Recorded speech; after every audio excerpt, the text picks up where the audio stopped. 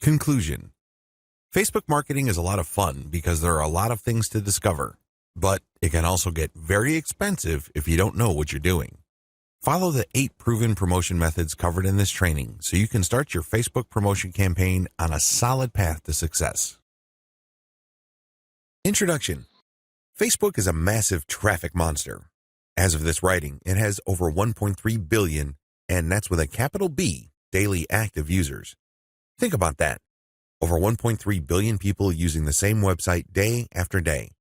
On top of this, it continues to grow. Also, when people are on Facebook, they pretty much stay there, and they view page after page of content. In fact, on a month-to-month basis, as of 2017, Facebook has slightly over 2 billion monthly active users. Of all Americans, 79% use Facebook at some level or another. If this wasn't impressive enough, the next platform that gets the highest percentage of American users is Instagram, which is owned by Facebook. Instagram clocks in at 32% of American usage. Among U.S. residents, 53% reportedly use Facebook several times a day. In terms of the world's total population, more than 22% of people on the planet use Facebook with some level of frequency. The point is, Facebook is a massive traffic monster. You really can't afford to miss out on Facebook and its marketing potential. If this wasn't impressive enough, wait, it gets even more mind-blowing. Once people log into Facebook, the system basically keeps tight surveillance on them.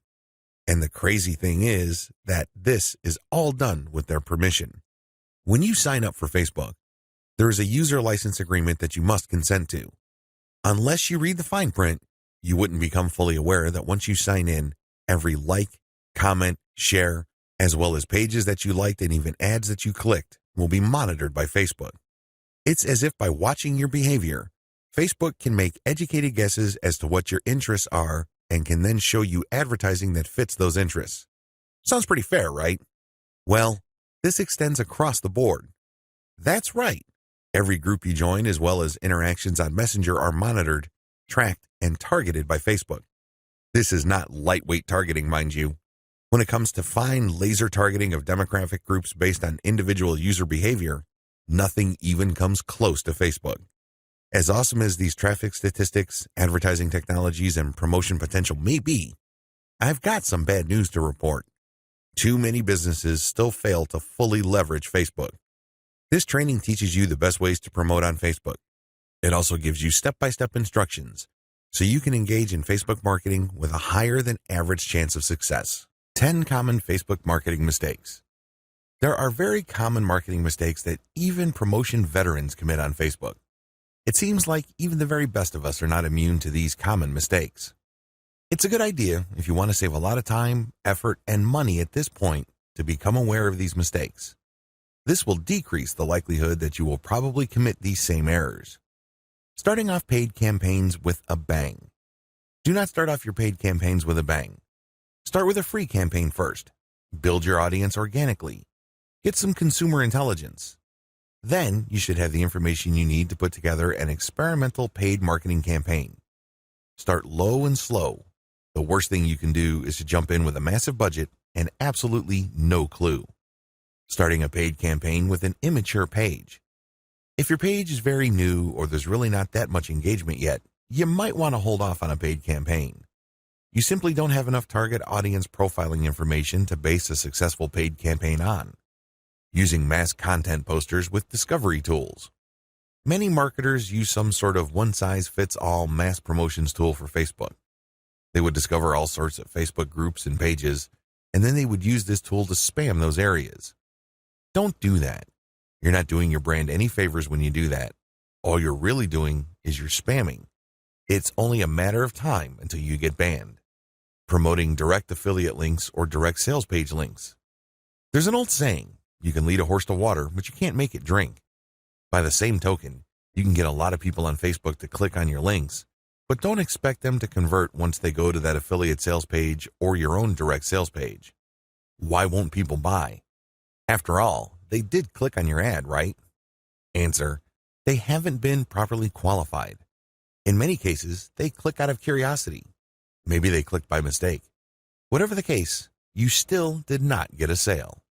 Posting direct links is not the way to go. You have to build confidence. You have to build trust first. Pulling random content and curating them based solely on keywords. You can't be lazy and just set Facebook publication tools up to just pull any and all content from Facebook that has something to do with your keywords and then just blast them out. You're just spamming when you do that. You have to be very deliberate and careful regarding the kind of content, whether curated or not, that you will associate with your brand. Rotating and republishing the same content over and over again. Have you ever gone to a Facebook page and it seems like all the content got reposted over and over again within the same day? The idea behind this practice is that the more Facebook audience members see the content, the more likely they will click through. It looks like you're just spamming your page fans over and over again. Don't be surprised if they unlike your page. Wholesale optimization of ads. Another common rookie mistake on Facebook involves paid ads. If you notice that one of your ads is simply not performing, it's very tempting to just come up with a brand new ad by completely replacing the ad with something that looks totally different. When you do this, you really don't know which part of the new ad is succeeding or failing. You're basically taking shots in the dark. If your ad's performance improves, you don't know what caused the improvement. You have to have some sort of strategy or method that will enable you to track where the improvement in your click-through and, ultimately, your conversion rates are coming from. Simply swapping out ads in total or in whole doesn't really give you the data that you need to make effective decisions. Copy and paste competitor ad strategy. Some marketers are so lazy that they would just look at their competitors and essentially just copy their ads. Of course, they're not going to copy word for word, but they still end up failing. How come? Well, your competitor spent a tremendous amount of money optimizing the ads that they're showing. Their ads work. However, you won't get a competitive advantage if you copy them wholesale. You can't just copy somebody's ad without knowing what you're doing. Indeed, only a certain portion of your competitors' ads truly deliver results. If you don't know what you're doing, you don't know what portion that is, so you're basically taking a wild stab at your ad's design. You may be saying the wrong things at the right time, or you're saying the right things to the wrong people. You end up failing. Quitting paid marketing too early. Many rookie Facebook marketers have a one-time, big-time mindset. They've heard of how awesome Facebook traffic is, so they put together some hard-earned, precious capital to run an ad campaign. If the campaign doesn't work out according to their expectations, they're too quick to pull the plug and quit FB ads altogether. Just because things aren't working out, it doesn't mean that you have to pull the plug on the whole thing. You can stop certain campaigns and start new ones and operate with the same budget. You can make modifications of your existing campaigns. Failing like a huge train wreck. Have you ever seen a slow-motion train wreck? It's quite sad because it's all too predictable, but you can't turn your head and look the other way. You want to know what's coming next. You know, at the back of your head, what exactly is going to happen, but it's so slow, so massive, that you just can't help but look.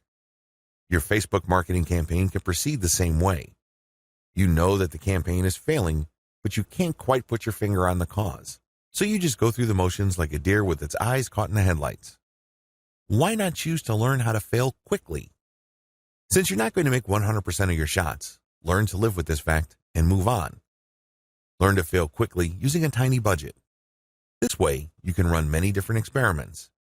Even though the vast majority of them are failures, that's okay. You only spend a fairly small amount of money figuring out winning ads. Please understand the nature of the 10 mistakes above. Imagine yourself being in situations where these mistakes are likely to take place. Learn how to spot them well in advance. Prepare your plan B should you find yourself committing these mistakes. The 8 most effective ways to market on Facebook. Let's get one thing clear. There are so many ways to market on Facebook. In fact, the only limit to how you can get people to go to your website or learn about your brand or cause is limited by your imagination. As long as you can post a link to an outside site doing something on FB, that activity is a potential traffic generator. Still, regardless of the huge amount of possibilities there are to market on Facebook, 8 stand out in terms of efficiency, effectiveness, and return on investment. This is just a broad overview of what I will describe fully in this training. Facebook page marketing, Facebook group marketing, influencer page outreach, paid page boost campaigns, paid traffic campaign, paid lead generation campaign, Facebook Pixel Retargeting Campaign. How to optimize your Facebook ad campaigns. This is a nice mix of both free and paid promotion methods on Facebook. Facebook page marketing. One of the most obvious ways to market on Facebook is to set up a fan page for your business, your brand, or your cause. Facebook actively promotes this feature of its website. What it doesn't tell you is the fact that Facebook has been actively modifying its algorithm to the point that you're going to have very popular content for you to reach most of the people who have expressed interest in whatever it is you're promoting. Put simply, not all the people who liked your page will get to see your updates. In fact, in most cases, only a small fraction of those people will get to see your updates. Sadly, Facebook is actively working to limit the free traffic exposure you would get until you can prove to it that your content is really popular with your page's fans. Here are the steps you should follow to market on Facebook. Step number 1, find your competitors on Facebook. The first thing that you need to do is to avoid reinventing the wheel. You need to avoid trying to figure things out on a completely hit or miss basis. Instead, reverse engineer your competitors. Let them do your homework for you. How? We'll find them on Facebook and learn from what they are doing. Step number 2, get the industry standard look and come up with your own take. Every niche has an industry standard in terms of social media profile, brand appearance, and content strategy. The sooner you understand this, the sooner you will be poised to achieve social media marketing success on Facebook. The longer it takes you to learn this, the longer you will struggle. Understand that your niche audience has become familiar with how certain brands or websites are positioned on social media. If they can't make heads or tails of your social media brand, they probably would not like your page. It may seem weird to them because it seems so far off from the industry standard. Your job at this step is to figure out the industry standard look, content strategy, and other elements and come up with your own take. Step number 3, reverse engineer your competitors' content strategy and curate. Lots of business owners would post hot content on their social media accounts as well as their blogs. Sadly, 9 times out of 10 that content goes nowhere. People don't click on it, share it, comment, or otherwise engage. What these publishers are doing is basically gambling their content would resonate with their audience. Don't do that. Instead, pay attention to what your competitors are doing and look for patterns. If you notice that your competitors keep sharing content regarding the same type of theme or topic, they may be onto something. They wouldn't waste all this time, effort, and energy talking about the same stuff over and over unless, of course, it connects to their audience at some level or another and produced results. Now, to verify this, look at how many times that piece of content got shared or liked. That should give you some sort of objective proof that this content actually resonates with your target audience members. When you reverse engineer your competitors, you are essentially copying their strategy to reach the same eyeballs that you're trying to reach. This also applies to content curation, where you take content that is published by other people and you promote it on your social media platform. This creates a win-win situation because you're not ripping off this content. You are copying the content's link, including a short commentary, and allowing people to click on the link. This creates a win-win situation. The publishers of this content get traffic.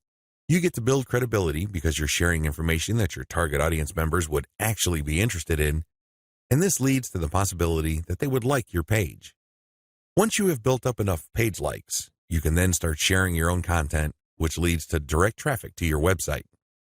Step number 4, pick the best performing or most popular type of content and scale up.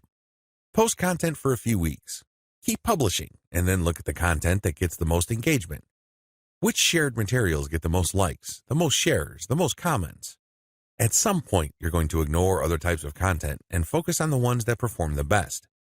For example, if you have a Facebook page on Chihuahuas and you notice that third-party articles on Chihuahua houses get a lot of shares, likes, and comments, you might want to eliminate most other types of content and focus on Chihuahua houses because those get the most love from your audience.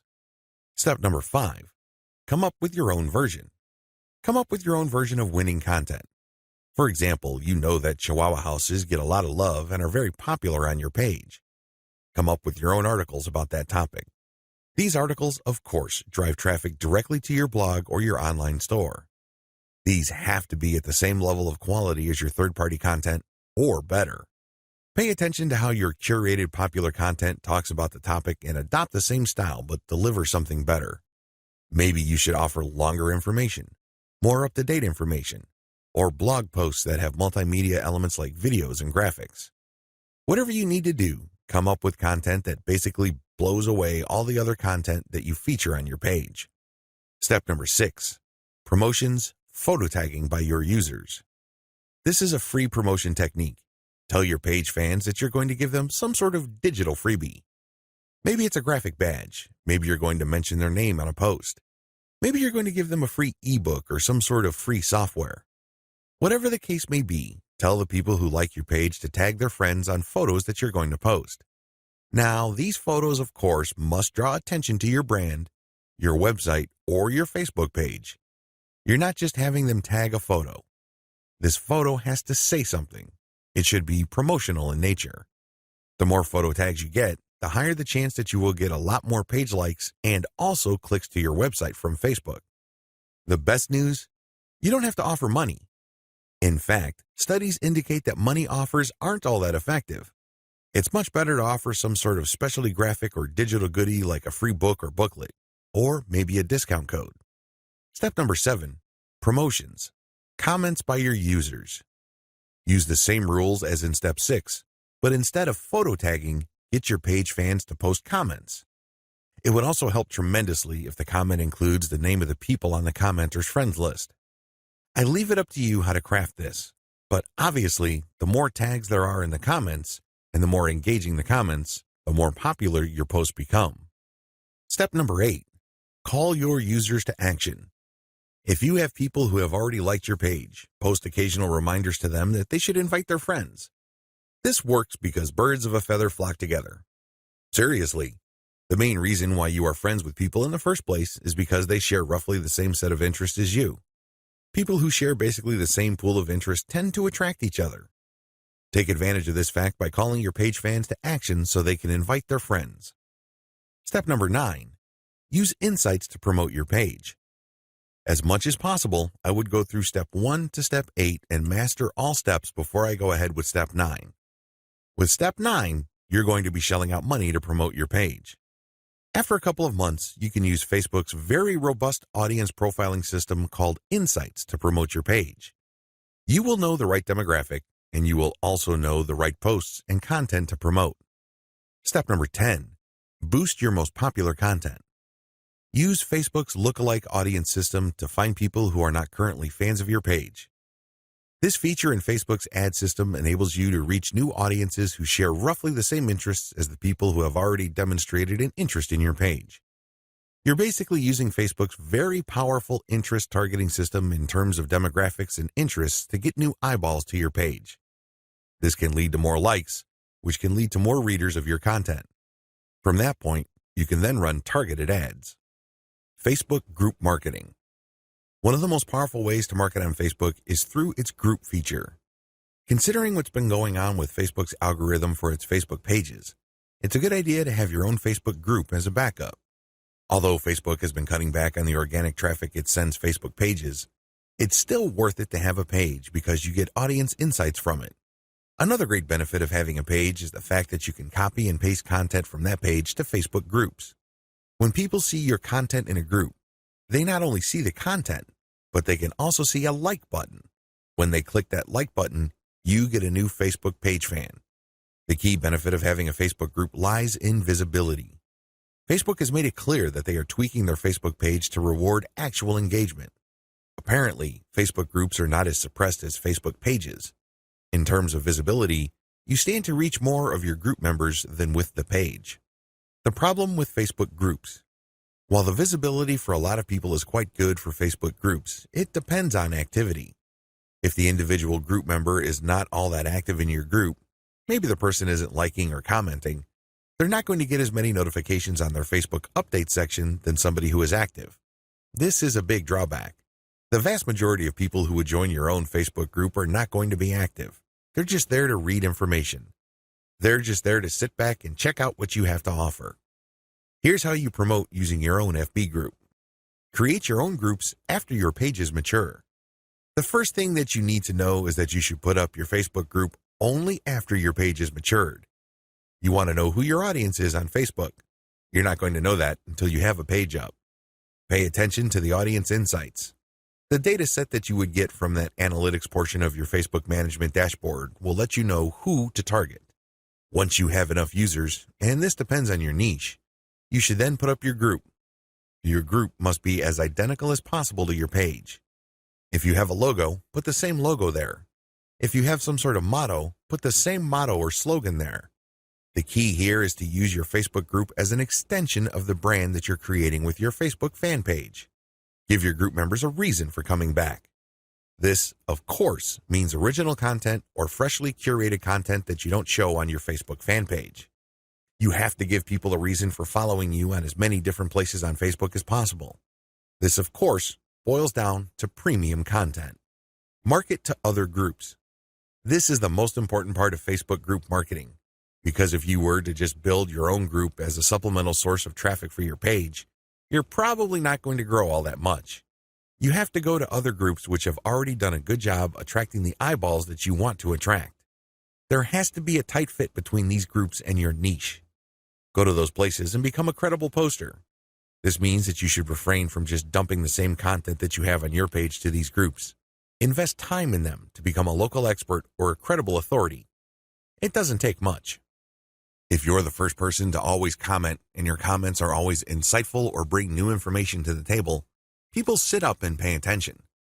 People can see that you are an asset to the community, and they are more likely to give you the benefit of the doubt when you share content that obviously comes from your page. Once you have established credibility, share your own page content. As I've mentioned above, these posts not only have content and your brand, but also a like button. This is a great way of getting page fans. Always engage. When people comment on what you post, reply. They might be haters, they might be critics, but it doesn't matter, reply anyway. This conditions the mind of your readers that you are approachable, accessible, and you actually want to help people out.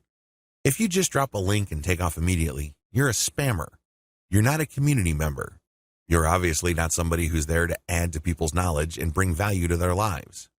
My most important tip: after sharing high-quality third-party content that you do not share on your page in groups, pay close attention to your page's audience insight. Find your most popular piece of content. Look for third-party content that is similar to that and see if you get a lot of positive engagement when you share that material. If this pans out, then use content from your site that fits the same themes as the tried and proven popular content on the Facebook groups that you're in and use those to get page likes. Influencer page outreach. Influencer page outreach really boils down to creating allies. In your niche, you are sure to have competitors. However, some of these competitors are open to cooperating with you. Many will not give you the time of day, but there are few who would see the strategic advantage of partnering up instead of competing. There are also other people on Facebook who have pages and who are not competitors with you. They may even have a lot of fans. Here's how you build alliances with influence leaders on FB. Step number 1, find competitors. The first thing that you need to do is look at your notes when you reverse engineered your competitors. These people are in the same niche as you. After all, you study them to get to the industry standard content strategy as well as page layout and design for your own Facebook page. Next, you should look for non-competitors who specialize in your niche. There should be quite a few of these. These are not merchants or ones who provide services. They're not competing for the same dollars as you. Instead, they cater to the same audience as you. Try to find as many of these as possible. Step number 2, pay your dues by engaging. I know at this point it's very tempting to just go to a competitor's page and post a comment on one of their posts.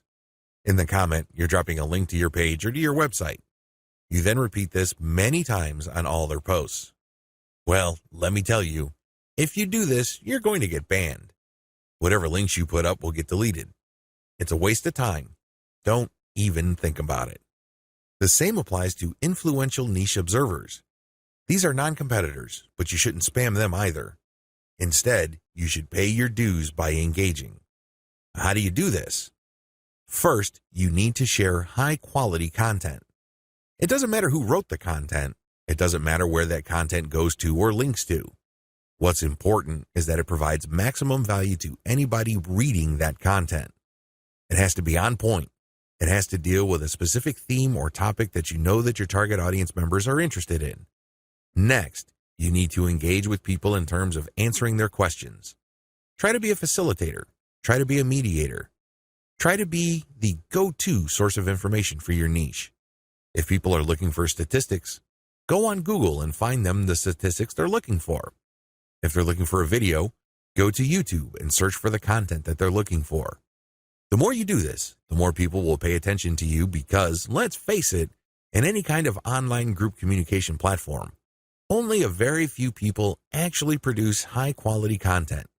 You can count them on one hand most of the time. Everybody else is basically a leech. They take and take information, but they only give from time to time, if at all. Be that expert. Be that go-to resource. Another way you can engage is by asking questions. Now, these questions should not be very basic or dumb questions. Instead, they should be deep, insightful questions. You can also ask questions that try to tie many issues together. Many people are concerned about many different issues. When you ask questions that tie all these together, it can be very useful. You should also give feedback to people's responses. You have to do this in a respectful way. You cannot come off as a hater or somebody who's just plain negative. There is such a thing as constructive feedback. Remember, the name of the game here is to add value to the places that you're on. This means sharing information and enhancing information through proper questions and feedback. Step number 3, become credible, then reach out. At a certain point, people will start asking for you by name. People will try to reach out to you via Messenger. That's when you know that you have become an asset to these groups. That's when you know that you are on people's radars. You're not just this random person showing up every once in a while dropping a link. Instead, you're that person that helps keep these groups together. This is when you reach out. This is when you try to engage with the group admin. Usually, the best way to do this is when they engage with you. Maybe they mention your name, or they send you a message on Messenger. Whatever the case may be, try to wait for them, or reach a high enough level of engagement and acknowledgement from other community members before you reach out. What are you going to be reaching out for? Well, there are many different opportunities on the table. You can ask to swap content with your page. Most page admins don't have a problem with this. You can also ask for a shout-out. Basically, the admin of the page that you're on will tell page fans to check out your page because your page is a friend of the page they run. You can go through some ideas regarding joint events. Now, please keep in mind that this is not like a real event where people have to physically go somewhere, or you have to rent out some hall, rent out security, or get food. No. This is an online event. Maybe a seminar, a live Facebook session conducted from 2 locations, or it can be an interview. Another opportunity on the table is, of course, guest blogging. You probably don't need me to remind you of how value-packed this is. Not only do you get eyeballs to your link, which can produce direct traffic, but you also get tremendous search engine optimization benefits if the partner has a high-value blog. You can also reach out for infographics. This means you create an infographic and you get the admin to post the infographic on their blog with a link back to you. Again, this boosts your SEO chances. Finally, you can collaborate on content. This is custom content intended for both your audiences. Regardless of how you cut it, influencer page outreach is a very powerful way to market on Facebook for absolutely free. Seriously, your only investment is your time. And what makes it so awesome is the fact that you are leveraging the hard-won credibility and authority of your partner. They've been there before. They put in the work and the time to develop a rapport and a solid brand with the people that follow them. When they give you a shout-out or they feature your content, or they co-host an event with you, they lend you some of their fame, which makes you credible. You're no longer some random stranger who came out of nowhere. Instead, people get this idea in their minds that if somebody they respect and admire recommends a new person, then I'll give that new person a shot. Maybe that new person is worthy of my admiration and respect. Building alliances with influential niche players is definitely worth doing. But please keep in mind that it does take time. However, if you are passionate about your niche and you view your Facebook marketing business as a real business, then this should not be a problem for you. Paid Page Boost Campaign. Another way you can get a lot of traffic from Facebook is by using a paid page boost. Basically, you are paying for the promotion of your page. This is different from a page post boost. You're not promoting the content of your page, you're promoting the page itself. This is a great way to get page likes and to broaden the statistical demographics of your page. And why is this important? Why is it a big deal that you get a broad statistical demographic snapshot of people truly interested in whatever it is you are promoting? You have to understand that Facebook works best when you target people by their interests. This is a bit tricky because if your page is statistically inaccurate as far as your niche is concerned, you probably would have a very faulty set of targeting parameters. You're not quite there when it comes to getting the interest of people you're trying to reach. This is why it's crucial that your page gets a truly honest snapshot of the range of interests as well as demographic information of the people who are actually interested in whatever you are promoting. This is hard to achieve if you are just promoting your page organically. Maybe you're not putting in that much time in getting the word out about your page. Perhaps you are just sharing the word on several groups that may not line up, demographically speaking, with your niche. Whatever the case may be, there might be a blind spot there. This is why I suggest that at least at a minimal level, engage in some sort of paid page boost campaign. Make sure your page is mature enough before you launch a paid page boost campaign. Make sure that your page has been around for a long enough time for it to build up enough user insight as well as engagement levels for you to accurately target the demographic you should begin with. This is important. If you're able to pull this off, then your demographics will help you run more successful campaigns involving your content or your direct traffic campaigns. These are campaigns that direct traffic from Facebook directly to your target website. You're going to do that primarily using a lookalike audience campaign. Make sure you're ready for a sponsored page ad buy. When you're buying a sponsored page ad campaign, make sure your page looks good. Make sure you're sending the right signals both in terms of graphics and text. You don't want to waste your money, so make sure that at least everything looks like it's ready to go. There has to be enough solid content on your page. This increases the likelihood that you will get a decent amount of page likes. Where does all this lead to? As I have mentioned above, if you get a lot of page likes, you will be able to target your intended audience better. In addition to that, you may be able to increase your reach because the more people that like your page, the bigger your base visibility becomes. If a lot of those people actively engage with your content, that percentage increases, but you're still dealing with the reality that your content will only reach a fairly small percentage of the people who have expressed interest in your content. When you increase the total amount of likes you get, you still have that same small percentage, but the raw numbers are bigger. Believe me, 10% of 100 is definitely going to be smaller than 10% of 100,000. Which position would you rather be in? This is why it's always a good idea to build up your page likes. Hand in hand with this is the fact that you can profile your users better, as I've mentioned above. This higher level of profiling paired with better content management and targeting on your part can lead to more content visibility. How come? Well, your reach can increase because of higher engagement levels.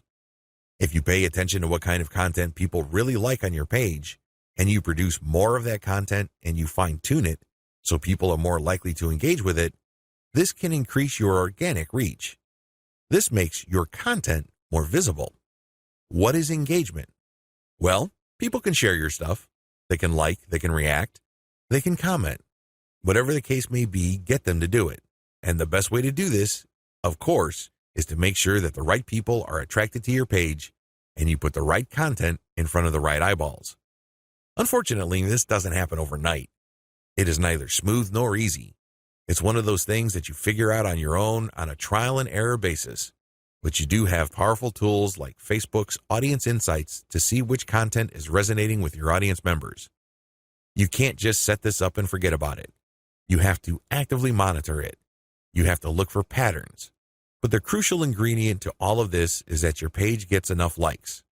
That's why you have to promote it at some point. Paid traffic campaigns. For this section, I'm defining paid traffic campaigns in two forms. I can pay to boost the post, or I can pay for direct traffic to my target website. Please note that I have presented this information in that order. Boost posts first, and then pay for direct traffic. There's a reason for this. If you don't master Facebook's traffic to your page posts, then it doesn't make sense to go directly to your target website. You probably are going to spend a tremendous amount of money, time, and effort only to have very little to show for all that. It's better to boost a post in a strategic way so you can understand what kind of content connects with your intended audience. You will then be able to drive traffic to your website. You're actually killing several birds with one stone. By focusing on boosting a post, you can get more page likes, you can get more branding opportunities, and you can also get click-throughs to your target website in the form of a content link. Here's how it works. Post boosts. First, target a lookalike audience based on your user insight demographic. In other words, Facebook is going to show your ad to a fresh set of users who share the same demographic details and interests as your current page fans. People with these similarities are more likely to like your content. You're not going to pay Facebook to show your post to people who have already liked your page. Instead, you are trying to get fresh eyeballs to your page posts. You do run quite a bit of risk. Existing audience post boosts. The next option you have available to you is to boost your post to people who have actually liked your page. These are your actual page fans. They know roughly what you're about. They like your content enough to like your page. They're expecting your content. Unfortunately, like I said earlier, Facebook only shows your content to a small fraction of people who liked your content. Unless your fans select see first when they like your page, Facebook will use its natural algorithm to select the initial group of eyeballs that will show your page content. If enough people engage with your content, then Facebook will show even more of your page fans to your content. However, it's never going to show it to 100% of your fans. That rarely happens. This is why it's a good idea to boost your post to reach more of the people who have liked your page. The upside to this is these are not virgins. They've seen your page. In fact, they've seen it and liked it so much that they have clicked the like button and want to see your content. At least you know that there is some sort of interest there. Still, please understand that while there is a certain degree of familiarity there, and this increases the chance that these people will actually engage with your content and possibly click through to your target site, that isn't exactly guaranteed. Existing audience plus their friends. As the old saying goes, birds of a feather flock together. Friends usually have shared interests. In fact, if you think about it hard enough, that's the main reason we became friends in the first place. We have certain interests in common. We have certain things to talk about, and that's why we're friends. Makes a lot of sense, right? Well, you can apply that to Facebook marketing as well, because this can produce a tremendous amount of marketing opportunities.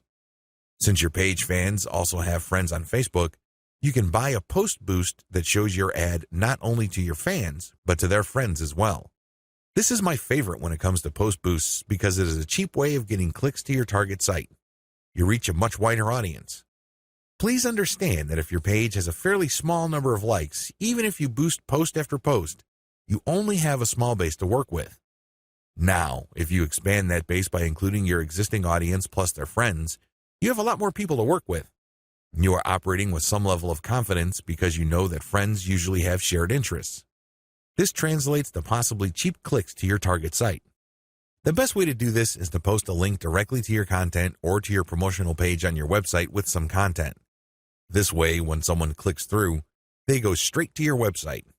They can read your commentary and some preview text, but the text should call them to action. This is the cleanest way to get direct traffic cheaply using post boosts targeting your existing audience and their friends. Direct traffic to your target site. The next option is to promote a target URL directly. It doesn't show a post from your page. It just goes directly to your target website paired with a picture. This is the direct traffic option on Facebook. To become successful with this, you have to use the lookalike audience based on your engaged users' insight data. In other words, your Facebook page should be mature enough for you to get solid consumer intelligence that you can then use to target potentially interested audiences on Facebook. That's the best way to do this. There are other ways. You can run raw targeting. Basically, you're not relying on user insight. Instead, you're just looking for an age range and a geographic location. You're also using gender. In certain situations, this may pay off. In fact, you may get better results than lookalike audiences, but generally speaking, you should focus on using the consumer intelligence your Facebook page gathered so you can reach people who are very similar to people you know have demonstrated a solid interest in whatever it is you're promoting. Best practices. Use them to boost your results. First, run small tests. This enables you to fail quickly. People who really know their way around Facebook run campaign after campaign after campaign until they're able to connect the dots and come up with a campaign that actually works. This is why you need to run small, cheap tests so you can easily see which campaigns are working out and which ones have failed. Next, make sure your budget is low. Usually, when I run a $1 campaign, that is good enough for me. $1 a day for 7 days a week, that is good enough for me to see if an ad has potential. So, I would run several ads. We're talking about $70 for 10 ads running at the same time. Third, focus on what works. Let me tell you, when you run many small tests, the winners stand out. Either they get clicks or not. That's the bottom line. However, at this stage, you're not just looking for clicks. You're not just looking for an ad campaign that gets a lot of attention. Instead, you're also going to look for an ad campaign that actually delivers conversions. You're going to have to set up your Facebook pixel to your target website so you can track whether traffic from Facebook went all the way through. I'm not just talking about traffic produced when people click on your link and they go to a content page and they leave. That's worthless. That's not going to help you. That traffic has to go to the content page, go to the sales page, and eventually make it to the shopping cart. That's when you know your campaign actually has traction. Focus on what works. Focus on what gets a high click-through rate paired with a conversion rate. However, to get there, you're going to have to burn through many ads. This is not going to jump out at you. It's not going to be obvious. It's not going to be easy. Once you have identified that ad and you've fine-tuned it, then scale it up. That's how this works. Basically, you focus on what works and then pour real money into it. Paid lead generation campaigns. Did you know that on Facebook you can collect email? That's right, you can collect leads. It's pretty straightforward. You can run ad campaigns with a lead collection button. It can be find out more, sign up, or other language. Regardless, if you're running this type of campaign, it must be highly targeted. It's really important that your targeting is spot on. I put this part of Facebook ad marketing at this point in the list of marketing methods because this takes quite a bit of work. You should be quite familiar with Facebook before you even try this. You should know your way around Facebook's ad system before you engage in paid lead generation because it can get quite expensive. If your ad doesn't get many clicks or it's super finely targeted, you don't really have that many people to work with, and this can drive up your costs. You have to know how to optimize your ad campaigns on Facebook for this to make sense. You can optimize on many levels. There are 3 levels you can optimize. Level 1, you can tweak the freebie you're giving away. This is the free stuff that you're giving away, so people are motivated to enter their email address into your form. Maybe you're giving away free membership access. Perhaps you're giving away a booklet or a book or a report, a set of templates, a set of graphics, possibly even giving away software or a mobile app. Whatever the case may be, you are giving out freebies, and you need to optimize these. What I mean by that is the freebie that you give must motivate the most people in your target audience to sign up for your mailing list. This is not easy.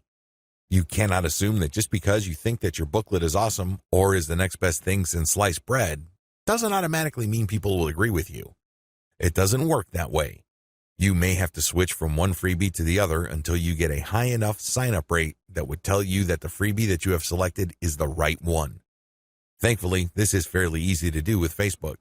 You basically run different ads that offer different premiums. Level 2. Level 2 optimization focuses on optimizing your ad copy. As I've mentioned above, lead generation campaigns on Facebook can and do get very expensive. It seems like you're doing all this for basically a handful of emails. This is why it's really important to make sure that you run a fully optimized campaign to get the most results. How do you do this? Well, you optimize your ad copy on an elemental level. Still, I want you to get a heads up this early on regarding the amount of optimization that you would have to do. It is quite intensive. You can't leave things at a surface level. That's just not going to work. Level 3. Level 3 involves optimizing based on conversions. When people click on your Learn More or Sign Up button, they're shown a form. You're going to have to keep tweaking that form to say what it needs to say to convert as much of your traffic into list members as much as possible. This takes quite a bit of time, and attention to detail. Again, you have to run these experiments while minimizing your costs. Once you find out something that works, optimize it to increase its level of conversion. Once you have picked a winner that cannot be optimized any further in terms of conversion rate improvements, that's when you scale up. That's when you pour in the dollars to reach as many people as possible to boost your mailing list sign-up. Facebook Pixel Retargeting Campaign. Facebook enables you to put their tracking pixel on your website. It will then track where people go on your site. If people end up at your shopping cart, for example, you can then run an ad reminding people about your site or reminding people about the products that they almost bought. They see these ads on Facebook. Whatever the case may be, Facebook Pixel Retargeting gives you another bite at the apple. One of the biggest problems with e-commerce is that prospective buyers abandon their shopping carts. A large chunk of these buyers simply decide at the last minute or at some point in the buying process to dump their shopping cart. They don't follow through. This is where the retargeting campaign begins. It's basically a way of reminding people who have already expressed an interest in whatever it is you're offering to come back. If anything, you recycle traffic that you have gotten from Facebook. Another benefit of this technology is that it pulls traffic from Facebook that you did not get from it originally. For example, if you did an independent marketing campaign completely free of Facebook, but you put a Facebook retargeting pixel on your page, when people from that independent campaign, maybe it's a forum promotion or search engine optimization or another social media platform or whatever source, go back to Facebook to check their accounts, your ad will show up. Sounds awesome, right? These are all possible through a Facebook Pixel retargeting campaign. There are 2 steps to it, and it's pretty straightforward. Install Facebook Pixel on your website. The first thing that you need to do is to install the Facebook tracking pixel on your site. To do this, you just go to Facebook's business section and look for their pixels instructions. It's pretty straightforward. Even if you're using WordPress as your content management system, installing Facebook Pixel is a breeze. Next, you need to make sure that you drive traffic to your site. This means that you have to let traffic flow to your site for quite some time before you launch a retargeting campaign. It's not a good idea to launch a campaign as quickly as possible. You have to have enough targeting pixels installed in people's browsers for this to make sense. Otherwise, there are just not enough people to work with. Now, keep in mind that if you are in a niche that has generally low traffic levels, then you would have to conduct your campaign even though the overall traffic flow to your website is fairly low. Run ads on Facebook for retargeting. The ads that you're going to run for Facebook Pixel retargeting are going to be a bit different from the normal boosted posts or picture links that you run on Facebook. Instead, these are going to try to achieve 2 things. You can remind people about what they did. Maybe they wanted to buy something, but they changed their mind at the last minute. Perhaps they were reading some sort of conversion article and were about to enter their email address, but they didn't. Whatever the case may be, you're reminding them to come back to what they were doing before. The other thing that you can do with your Facebook Pixel retargeting campaign is to pull people deeper into your website. Usually, a website is composed of 2 parts. The first layer is the content layer, meaning you're trying to get people to know about the problem, like your particular solution, and eventually trust the solution enough so they can buy. The other part, of course, is pretty straightforward. It's all about buying. But there's a complication. A lot of people would go through the content layers, but they never make it through to the actual buying part. They never make it to your conversion page. This is where retargeting ads that pull people deeper into your website makes a lot of sense. For whatever reason, somebody reading an article on your site decides to close the window and get out of your site. You can run ads that tell them about content, but another piece of content that is related to what they were reading before. This pushes them further down the conversion funnel. Alternatively, you can run an ad that promotes your conversion page. Basically, what you're saying to the prospect is you've figured out what my website is about, and you have a clear understanding of what I have to offer. Maximizing your results from Facebook Pixel retargeting. I suggest that if you want to maximize the results you get from retargeting, promote your squeeze page. That's right. Promote the page that recruits people to your mailing list. Usually there's some sort of freebie. There's usually some sort of book or booklet that you're giving away so people can enter their email address. Whatever the case may be, push the squeeze page. Don't dump them to your sales page unless, as I have mentioned above, they actually reached your shopping cart or conversion page and changed their minds at the last minute. That's pretty much the only situation where you should retarget showing an ad that goes directly to the conversion page. Other than that, convert them to sign up for your mailing list. It's your mailing list with its many chances at gaining attention, building trust, and gaining credibility, which will actually do the heavy lifting as far as converting that prospect into an actual sale. How to optimize your Facebook ad campaigns. Follow the steps below so you don't overthink things and make bad decisions when optimizing your FB ads. Reverse engineer your competitors and come up with a standard model. If you have a personal account, find your competitors and like their pages. Before you know it, you'll start seeing ads either from your competitors themselves or from businesses that are very similar to your competitors. Pay close attention to these ads. Reverse engineer them to find the standard model for these ads. In other words, go through as many of these ads as possible and get a clear understanding of what kind of pictures, headlines, and text they use. Also, if they are mostly promoting posts, pay attention to that.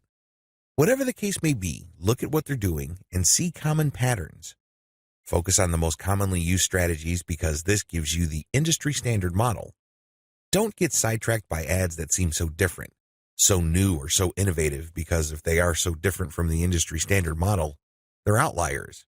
There's a high chance that those ads do not convert. Come up with your own version and test with a low budget. Test with a low budget. You don't want to burn through a tremendous amount of cash during the testing process.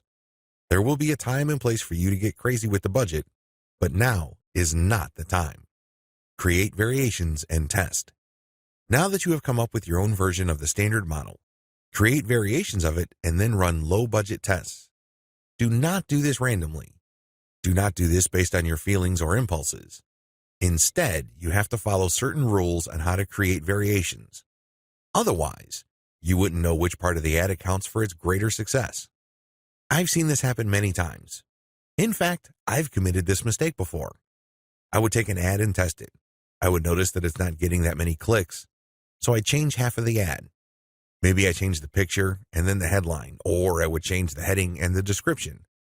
Whatever the case may be, I would change half of the ad, and sure enough, it would improve. But when I try to improve things again by changing the other half of the ad, it falls apart.